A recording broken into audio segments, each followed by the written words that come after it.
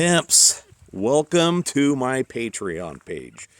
And thank you for becoming a patron. If you're watching this video, then you ponied up and you are helping fund future endeavors.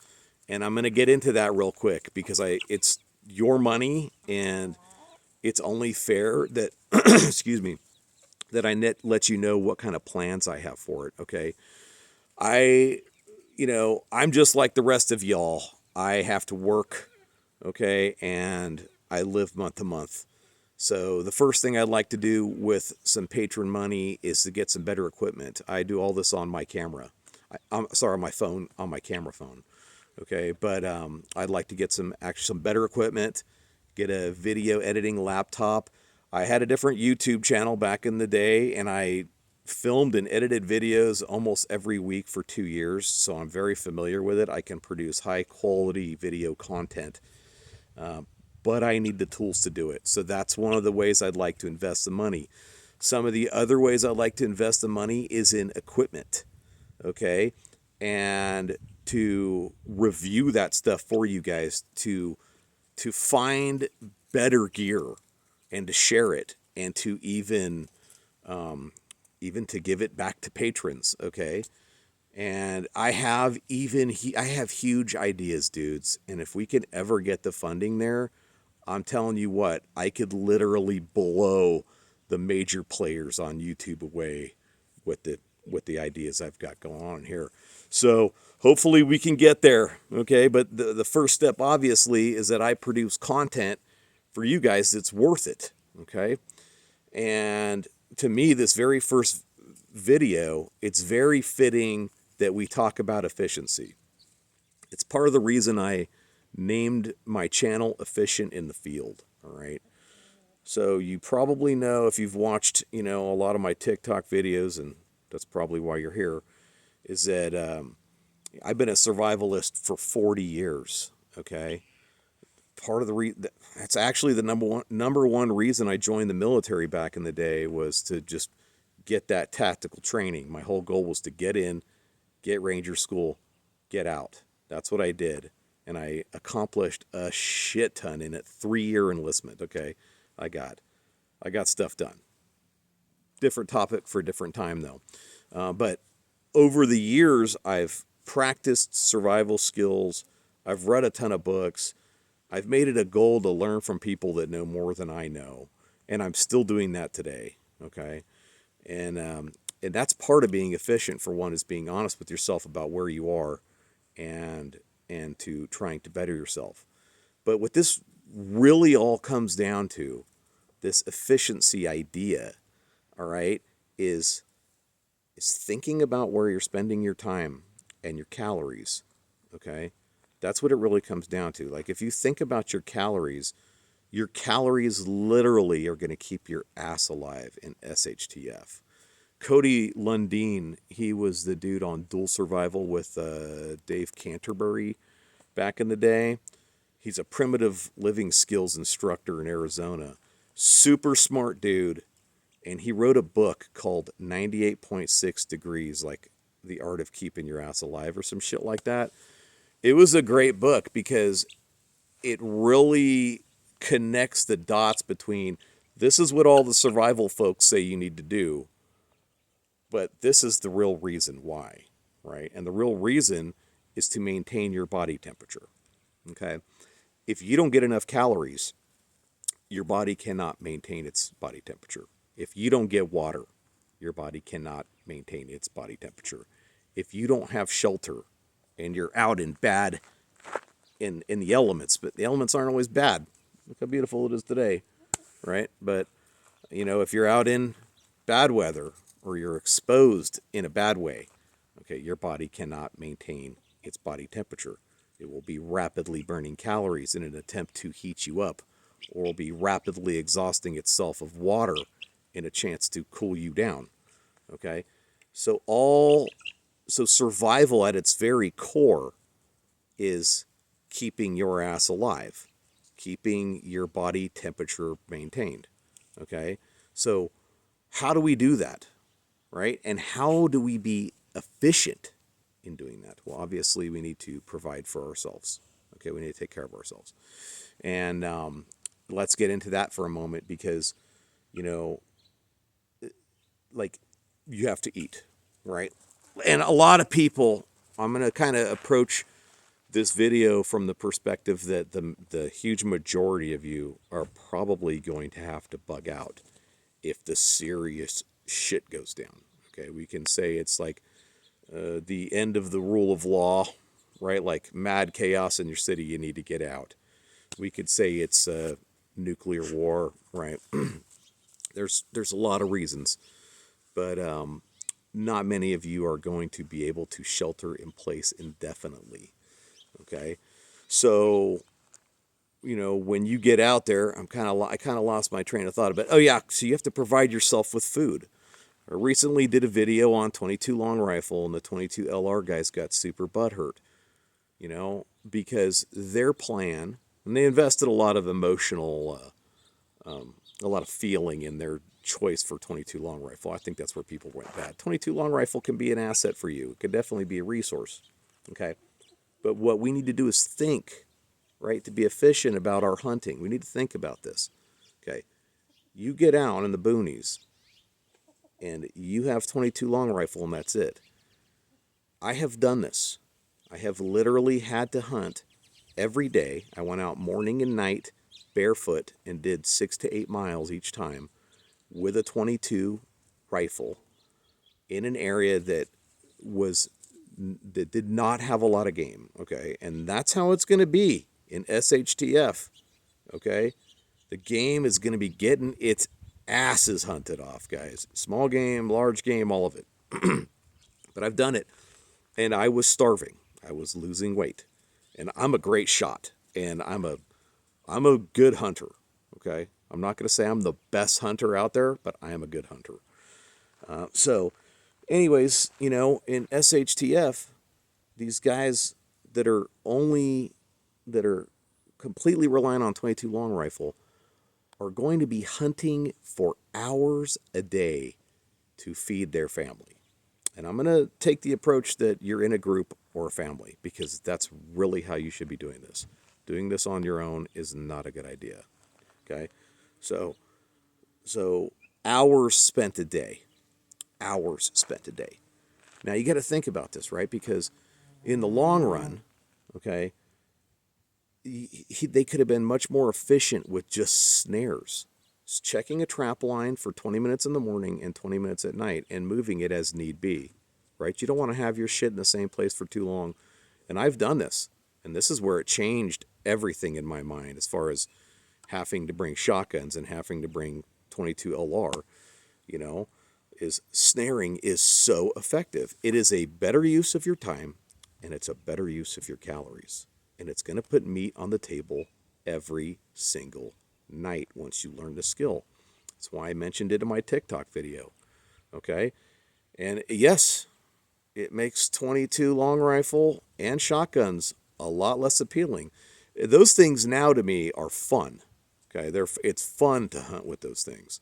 And I've been all over the states, guys. I've probably been in half of the 50. And not just driving through them. We're talking camping them for extended periods of time. Okay? Months. Most of them months, some of them years. All right? And so I have, you know, I've hunted game all over the place. And I've snared all over the place. I'm not going to talk about where exactly because it could get me in trouble. I'm not always on the right side of the law in that way. Okay? So, yeah, there's that. But it is far more efficient than hunting those small animals. Not to mention, you know, constant reports giving away your location because you have to hunt constantly with those guns to get enough small game to feed yourself. Far better off with a larger caliber rifle that's going to be able to take larger game at a longer range. You're just far better off that way. Okay? It's more efficient. It's more efficient. You can put meat on the table once for the month and rapidly process and dry everything you can that you're not going to eat in the next couple days. And one shot a month, if you're good, and you can do your part, and a lot less calories spent getting it done, a lot less time. And that time you could spend instead getting ready for winter, because the winter's going to be coming. You can also spend that additional time hunting additional large animals and drying the meat and preparing for winter. Some of that time you would have used constantly hunting with 22 long rifle. Now you're spending it checking your fishing snares. Okay.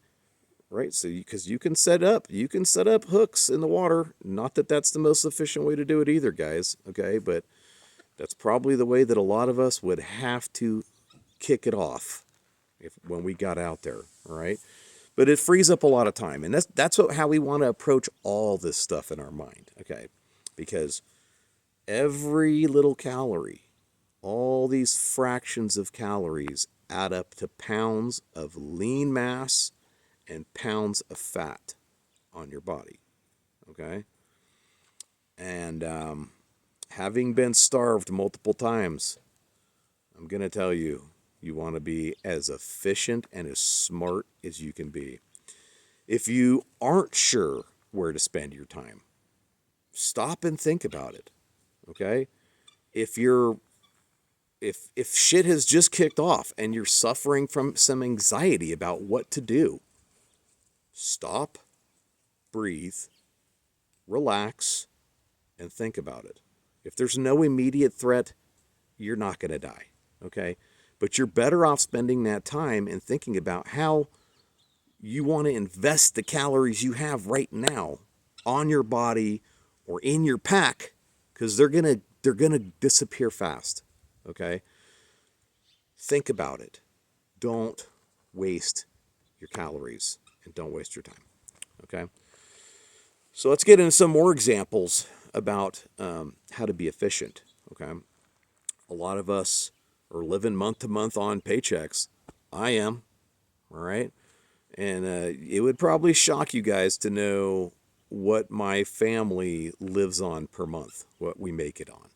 All right. We are below the poverty line. I'll tell you that. But we think about the money we spend. We're very careful about it. We don't frivolously spend money. Okay. And even our own kit, a lot of it we get used. Bought this at Goodwill. Well, I buy a lot of my clothes at Goodwill.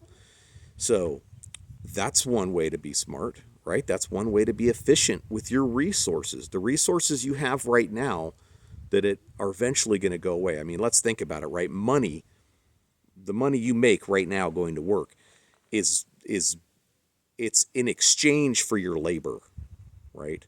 After shit hits the fan, you're exchanging your labor for food, right? Checking your trap line, for your snares.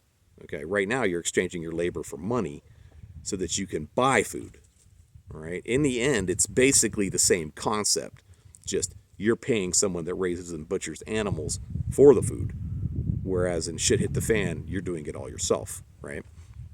Okay, so being efficient with your resources right now matters, because if you're not loaded and you can't go out and drop $1,000 on freaking Bugout gear tonight on Amazon, you have to do it a different way. And even if you have that $1,000, is that how you want to spend that money? If you make enough money per hour, it might not be worth your time to go to Goodwill. It might not be worth your time to check estate sales and garage sales and stuff like that. Okay. So think about it, right? Be efficient with your time and your money. A lot of people that make good money, they already understand this. I've made great money in the past, guys. I've chosen this life. Okay. And I love it. I can't go back. I can't go back to six figures. Okay.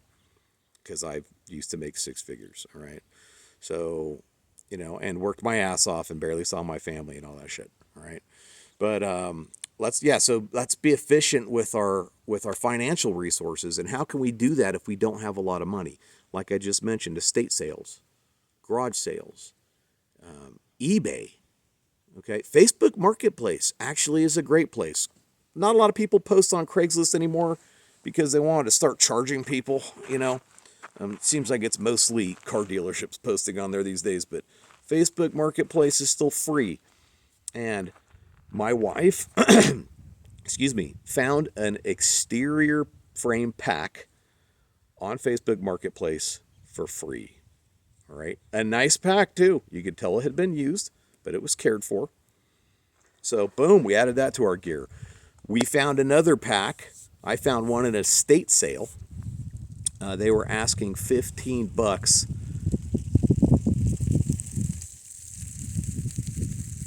A dust devil's about to plow me over here, and it's going the other way. Okay.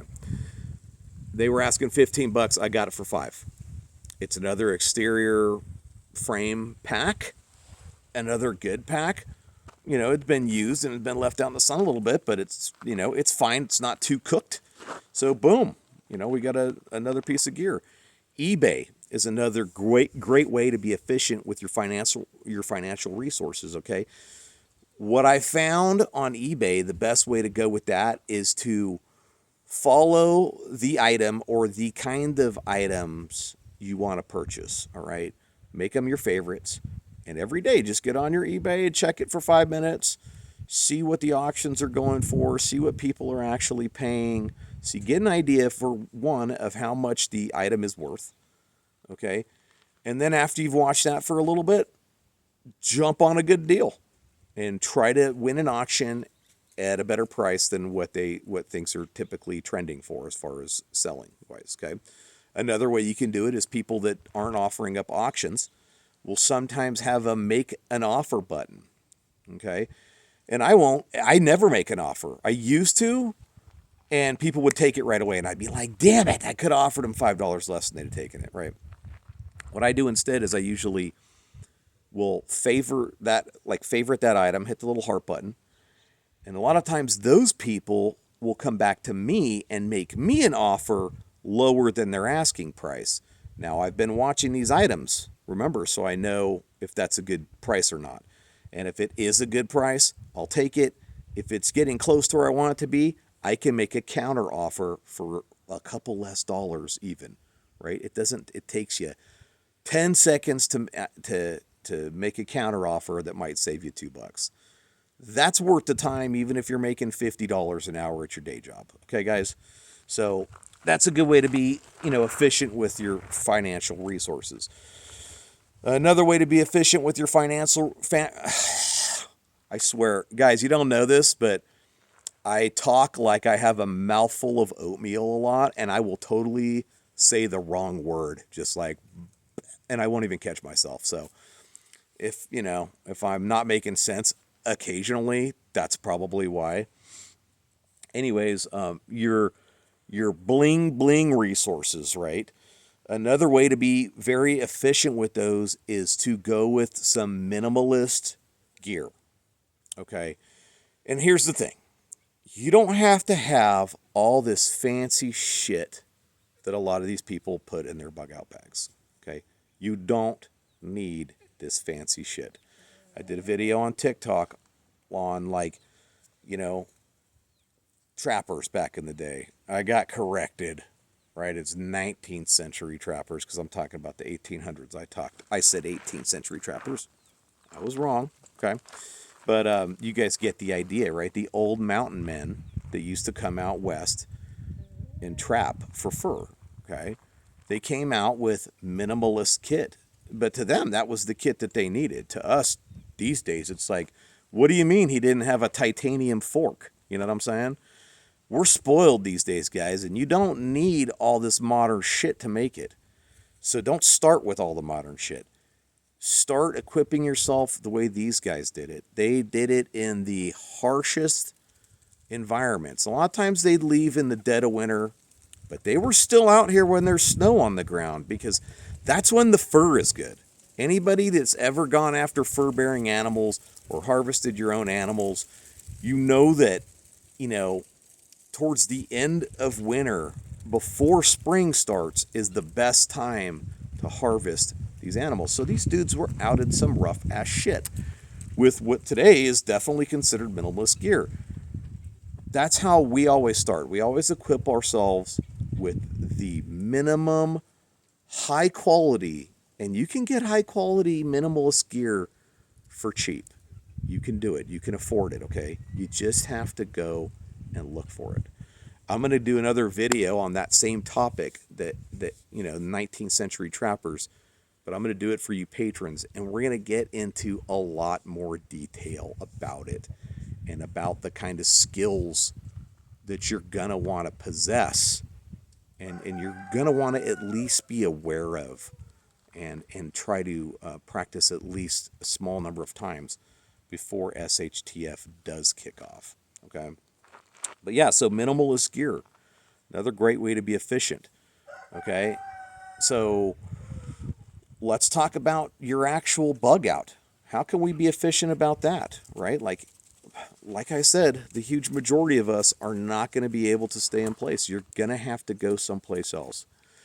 Well, if you have an idea, I'm going to go out to this reservoir where we used to go skiing when I was a kid, right?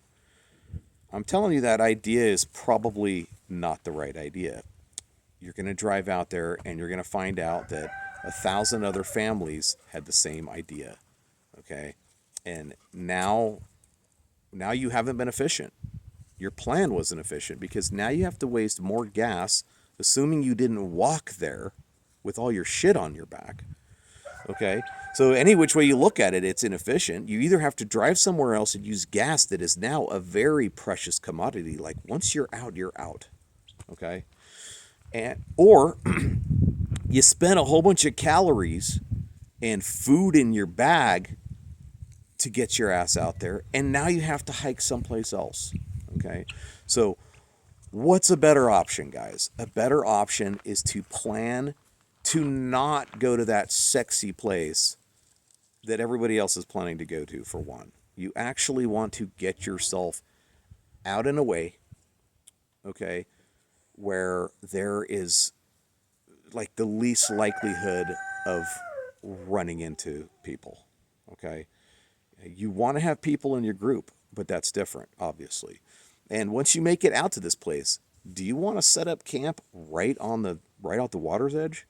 I don't think you do. I think you want to have the ability to move water to your camp, okay? Because those bodies of water are going to become a danger area. There's going to be other people there. Depending on who's there, it might be a great place to be right at the water's edge, but it may very well not be, okay?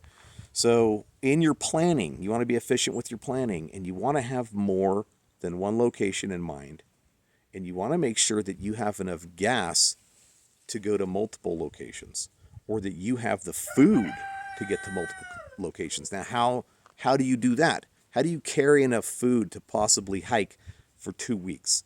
Okay? Well, the answer is that you don't. The answer is that you cache food somewhere along the way. This is a smart caching. It's not cache. It's not cache, guys. Everyone screws that shit up. It's cache, okay? But the point is that you can invest very minimal amount of financial resources, okay, to bury some items in a place that you know of, and it's not going to cost you a whole bunch. We're talking, less than $100 for a good cache of food and water and whatever else you possibly think you might need, going from point A to point B, or from point B to point C, or now from point C to point D. All right, guys? So that's another way you can be efficient. I could go on and on and on about it, but I'm sure that's already a lot more detail than you guys have seen in any of my TikTok videos, and that's the value that I'm going to build for you here on Patreon. So I hope you guys appreciate it. I'll see you down in the comments. I'm going to have a lot more interaction with people here on my Patreon, obviously, than TikTok, and I'm going to start winding back my commenting on TikTok. But let's hear from you guys, okay? What thoughts have come to mind for you about how to be efficient with your time, which is also your money and your calories, okay? You know, what's gonna make it more efficient for you out there when the shit goes down. All right, I'll see you guys in the comments, and I'll see you on the next video.